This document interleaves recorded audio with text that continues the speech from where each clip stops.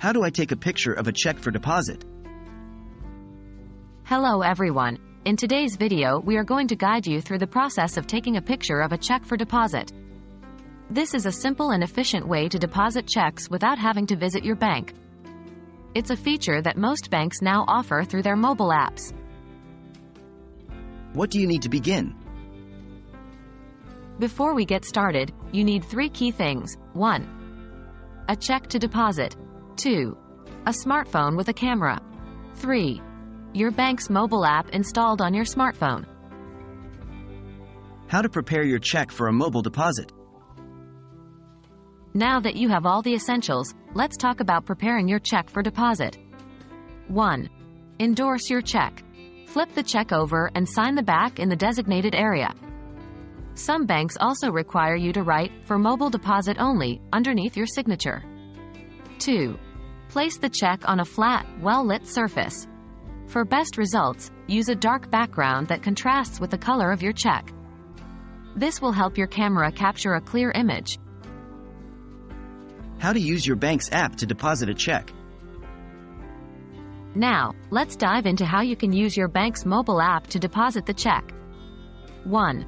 Log in to your bank's mobile app on your smartphone. 2. Look for the deposit or check deposit feature within the app. This is often located under the More, Services, or Deposit menu options. 3. Once you find it, select the option to deposit a check. 4. You'll be prompted to enter the amount of the check. Make sure to double-check this against the amount written on the check. 5. Next, you'll be asked to take pictures of both the front and the back of your check. Hold your phone directly above the check to prevent any distortion. Make sure the entire check is visible, well-lit, and in focus before taking the picture. 6. Review your images. If they're clear and legible, you can submit them.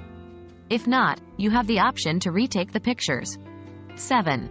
After submitting the images, the app will usually provide a confirmation message or receipt.